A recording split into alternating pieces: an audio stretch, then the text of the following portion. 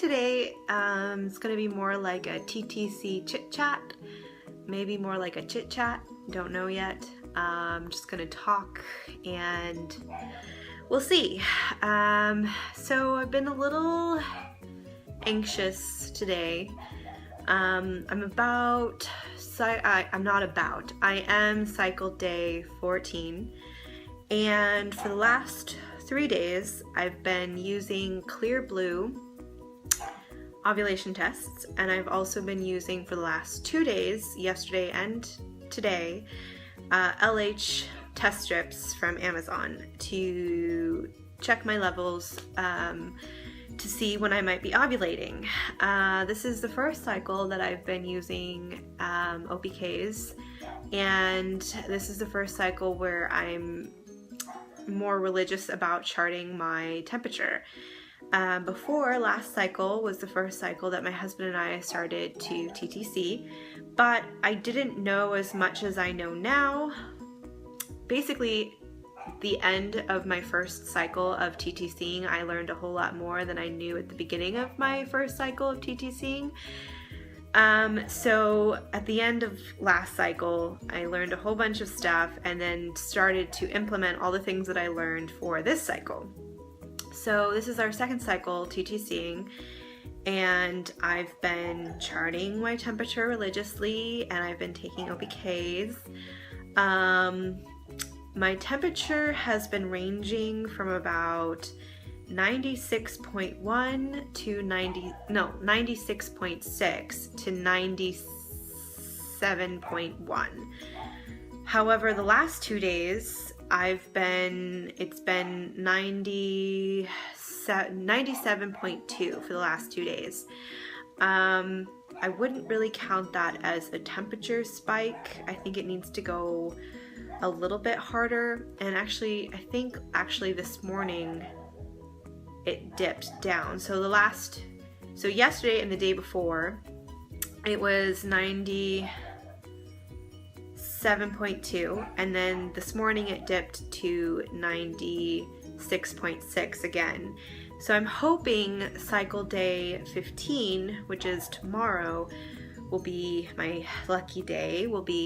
I will see a temperature spike, and I will also get a positive OPK. Now, for the last 3 days, I've been, like I said, getting positive Clear Blue tests, and what I mean by that is Clear Blue has 3 ways of showing LH. They have a negative test result, which is basically just a blank circle, and then when you have a high LH level, they show a blinky happy face, and then when you are at your peak of ovulation, it will just show you a solid happy face. And I haven't gotten a solid happy face yet. For the last 3 tests, I've been getting blinky happy faces, and yesterday and today, I've been also using the LH test strips from Amazon, and they're both around the same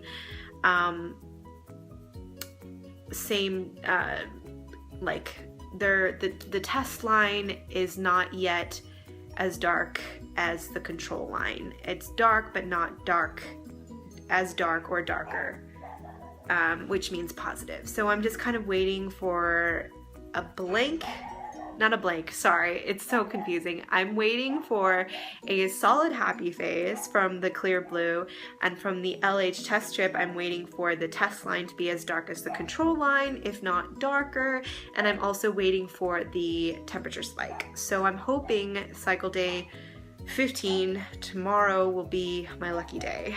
And I have to say, for some reason, usually I think the 2-week wait is the hardest for TTCers out there, but for some reason, being in the middle of not even the middle yet, but right when I'm not even ovulating yet, close to ovulation, but not even ovulating yet, I'm starting to feel anxious, and it's really frustrating. I'm trying to stay positive this cycle. I'm trying to think happy thoughts. I'm trying to pray. I'm trying to do everything to keep my mind and body in a good place.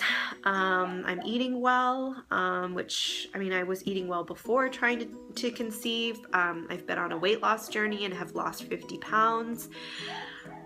And I'm still trying to lose weight. But yeah, I'm just doing everything I possibly can to help myself and to help my husband, to help us conceive. And I'm just really hopeful for this cycle. It's only our second cycle trying. I went off the pill before we got married, so that was probably like, I went off the pill around 7 or 8 months ago, and since then we haven't been trying to conceive, but we haven't been preventing either, and we did not conceive, and that made me a little nervous, the 7 months that we weren't trying and we weren't preventing and we didn't get pregnant, just because I know, like, my husband and I during that time, we've been going, since recently, we've been going through a really hard time, lots of stress for us, so we weren't really coming together, baby dancing or even just dancing all the time or very often, because we had so much stress that we just were never in the mood. So I know that those 7 months are really, it's not fair on myself to really count those as months gone by where we didn't conceive, because we weren't really, you know, coming together. And, you know, I don't want to give too much TMI, but I think you know what I mean. We weren't doing it.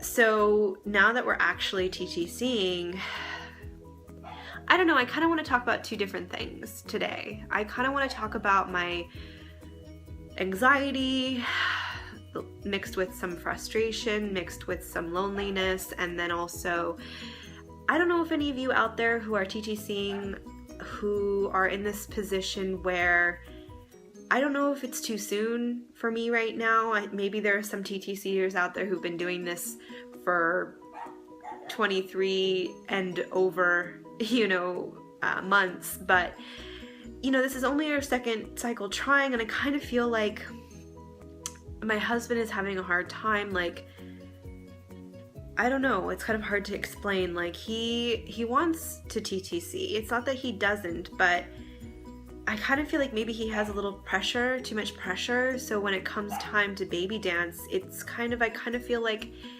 it's difficult for him.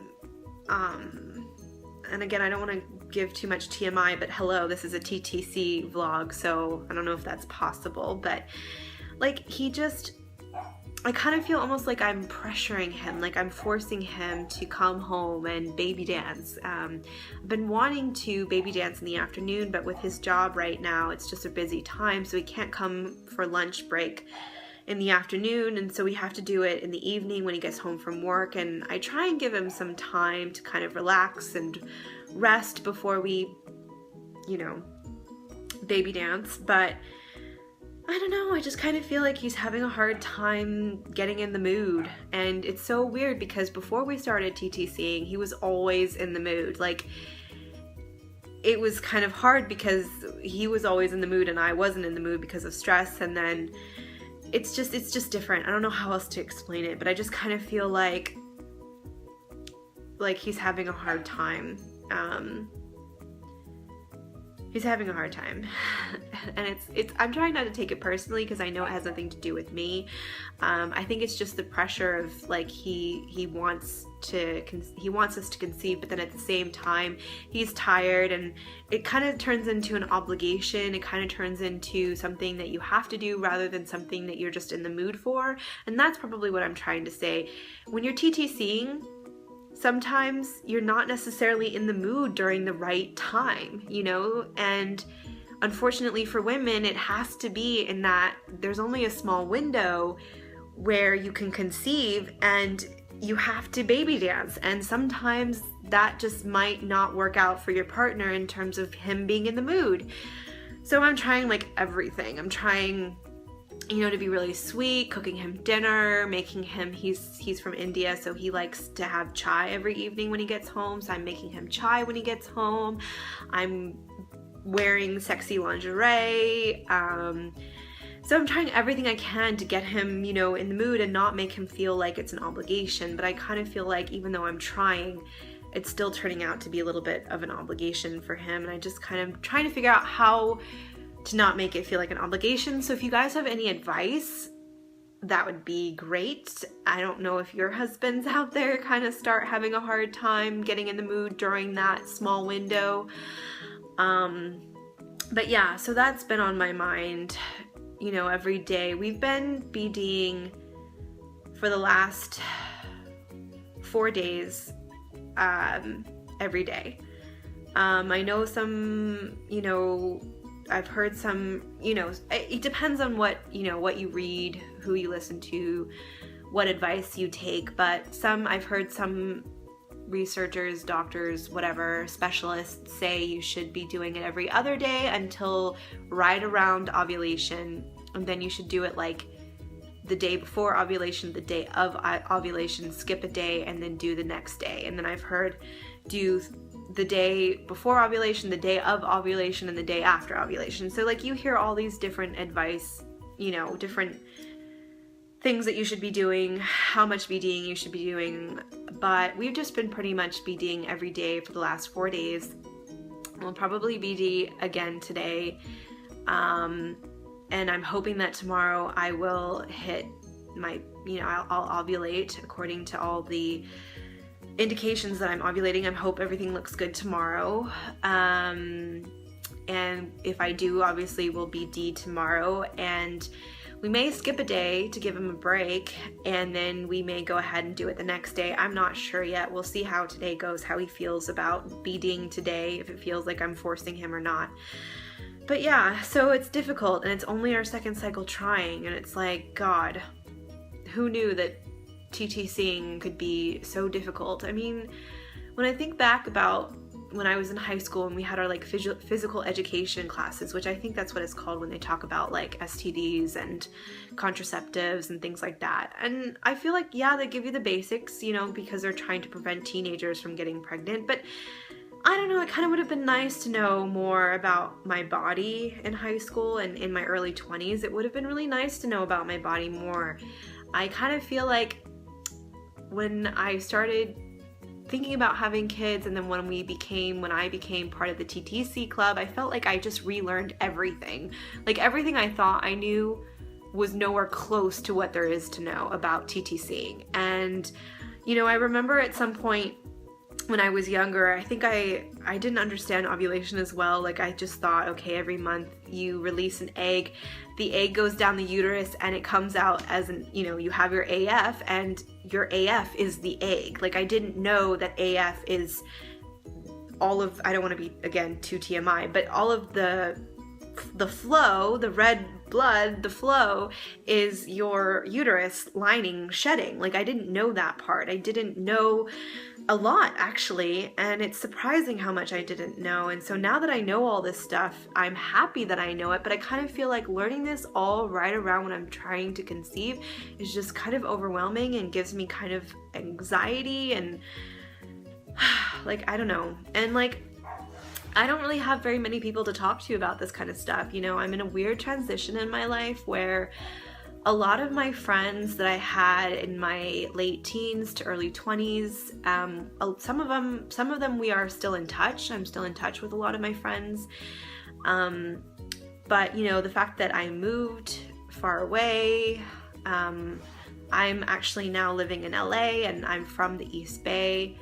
So that's like 6 hours drive away. Sorry, I'm just like readjusting. I'm really uncomfortable right now. I'm from the East Bay, and so a lot of the people that I know, my friends, my family, live up north, and now I'm down south, and it's like a 6 hour drive or a plane ride. Like I think it's an hour and a half plane ride. So there's the distance to contend with, and then there's also the fact that I'm in a different stage in my life than a lot of my friends right now. You know, a lot of them are still very much in their early 20s, in the sense that their lives are very much like you are when you're in your early 20s. You're going out every night, going to clubs, having one night stands, you know, just being young and foolish and naive and making mistakes. You know, they're still very much in that, and I have no problem with that. I was there at one point in my life too, but I kind of feel like I aged like 5 or 10 years recently. Like I got married, now my husband and I are TTCing. I've been dealing with my mom being sick, so I have a lot going on, and I feel like I don't have very many people I can relate to anymore, and not very many of my friends can relate to me anymore. So I kind of feel very lonely in this situation. Well, I feel very lonely in this stage in my life. I have a few older family friends. I have one friend who's more of a family friend. I've known her since I was little. She's like in her mid-50s, and she, her children are grown. And I have a cousin who is in her early 40s, and she also has 2 kids under the age of 10.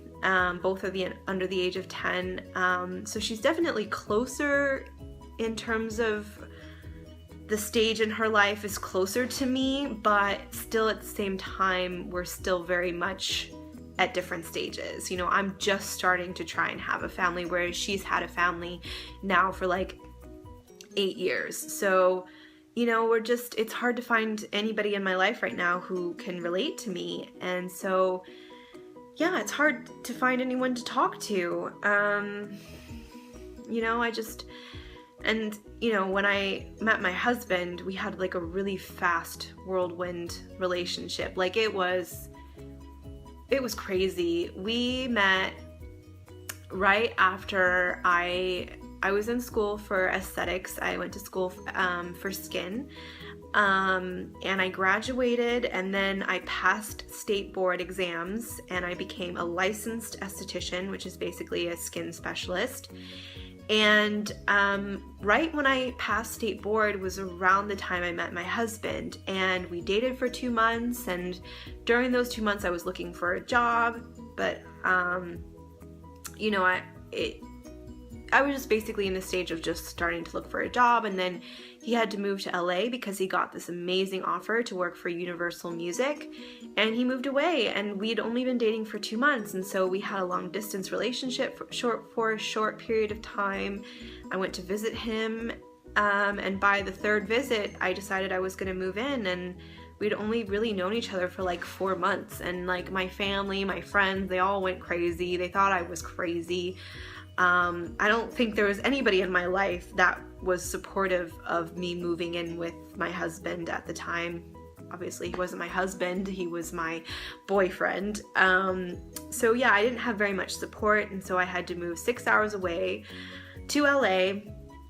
And at that time I hadn't yet found an esthetician job. So when I moved to LA, I thought, okay, well, I'll just find an esthetician job in LA. And I started looking for jobs, and it just wasn't working out. Like, I had a big culture shock moving from Berkeley, the East Bay area, down south to LA. In Berkeley, the best way I can explain it, the lifestyle is very much like a hippie lifestyle. It's very relaxed, very low-key. Everybody's about being green and healthy and all natural, very much about who you are as a person, what your soul is like. It's very just like zen, and then moving to LA, complete opposite. It is very fast paced, it is very superficial, it's go, go, go, it's what you look like, it's what you do, it's what you make, it's what you drive. It's just different. And so moving to LA, I had a huge culture shock. I felt really conscious about who I was, basically I was self-conscious about my body. When I moved to LA, I was like 230 pounds, 34, 35, maybe even 240. I hadn't weighed myself in forever, but I was heavy. And so moving to a place where everyone is obsessed with being skinny and being models and being actresses and actors, and I just felt out of place, and so when I started looking for a job in LA, I went on Craigslist and would look at postings, and they all would be like, send your resume with a cover photo, and I'm like, what? I don't know if people in LA know this. I'm pretty sure employers know this, but it's actually illegal to hire someone based on their looks, or even to imply that you're hiring people based on their looks. Somebody could possibly, if they wanted to, sue an employer for even, coming across as being superficial like that. So I'd never seen that. I'd never seen a job posting where they were asking for a cover photo or a professional photo. I mean, the only time I had ever heard of that is if you were looking for like an acting or modeling gig. Like, for just being an esthetician working at a spa, I did not know, I'd never heard of having to send in a picture. I've kind of like, why don't you just do the interview and then see what I look like and then make a decision based off of my interview and my education, not based off of my looks.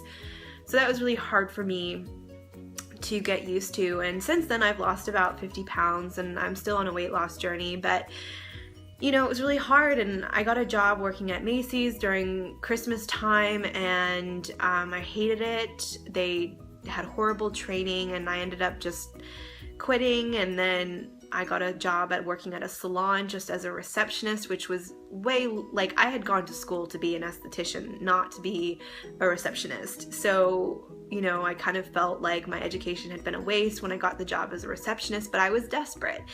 And then they ended up being really horrible, and I ended up quitting, and then my mom got sick, and I had to be going back and forth between LA and Berkeley. And then my husband ended up moving to Berkeley because he got a job working at PG&E, and we wanted to be closer to my mom. And then he hated that job, so we ended up quitting after a couple of months. Then we got married, and then he got the job back at Universal Music because they missed him and they wanted him back. And so between the constant moving, my mom being sick and having to go back and forth between Berkeley and LA, it wasn't a conducive environment to be getting a job, to be finding a job. So basically what I'm trying to say is I haven't been able to be in an environment where I can meet people, meet people my age, meet people with the same interests. And so I kind of been feeling really lonely lately because I'm here in LA now, finally officially here. We have an apartment where, his job here working at Universal is, at least gonna be a permanent position until he decides he wants to move on, but it's pretty much permanent. We're here to stay. And, I'm just so lonely because, now that I haven't been working for over a year, it's like, where do I start? I have experience in the pastry world. I went to school for pastry as well. I have education in skin, and I have a license in skin, working with skin. I can nanny. I've been a nanny off and on throughout my life. I've also worked in restaurants, as hostess and as a server. So it's like I have all of these experiences, but since it's been like a year and more since I've had like a solid paycheck, solid job, it's like I have no good recent references. I have no good recent experiences to put on my resume, and it's just, I'm like lost. And so basically I'm pretty lonely and kind of scared about, how easy it's going to be for my husband and I to conceive. I'm worried about that. And so that's kind of where I am at right now. I'm kind of dreading the 2-week wait because I'm like, if I'm this bad when I haven't even ovulated yet, how bad am I going to be in my 2-week wait? Like, oh gosh. Today I think it was just a weird day for me. Just for some reason woke up with anxiety. I'm just kind of waiting for me to have, a solid, clear indication that I'm ovulating. I think once I know I've ovulated, once there's, high indications that I've ovulated, I think I might calm down a little bit. I don't know what I would do. There's a few YouTubers on here that I've been watching, and there was this one girl that I was watching a couple days ago, who's from Australia, and I don't remember her channel name, but her last posting was like a year ago, and she had been posting on her channel for at least 3 years, and during that time she had been trying to conceive, and the last posting she had was basically talking about how the fact that she'd been trying to conceive for like 3 years and not being successful, and I don't want to say she was giving up, but it pretty much sounded like they were having trouble with trying to find money to pay for, you know, all the medications and all the testing and the medical intervention that they might need to conceive. And so they were kind of at a standstill while they were waiting to save up money. And, you know, my heart went out to her, because I was like, I can't imagine being in that position. I mean, I've wanted to be a mom since I was little. Like, a lot of people grow up, women grow up with dreams of, you know, being lawyers, doctors, policemen, policewomen, you know, teachers. And for me, I kind of was always like, what can I do to pass the time until I'm ready to have a family? Like, I kind of always felt like my purpose here is to be a nurturer, is to be a mother, is to, you know, bring up wonderful children who will be, you know, who will contribute to society in a positive way. I mean, I don't think I'm, you know, special, but I always just kind of felt like that was going to be my role. And so it's terrifying to think that I may not be able to do what I always felt like I was meant to do. So I think that's maybe why I have so much anxiety. And I'm trying not to be anxious, because I know that my body needs to be calm. I know I need to be positive, because that's all a good thing for my body. In order for me to be successful in conceiving, I should not be stressed out. I should not be worried. I should just be positive. And I'm trying so hard. But when you have all of these emotions, all of these worries bottled up, it's like, how do you stay positive? You know, how do you not have anyone to talk to and still stay sane, you know, if that makes sense. So anyway, this is going on for a little longer than I wanted it to, so I'm going to end the vlog here. Thanks for watching, and I will keep you guys updated. I'll probably be making another update when I'm in my 2-week wait, which I can't wait. But yeah, anyway, for all of you out there who are trying, good luck. I hope you keep me in your thoughts, and till next time.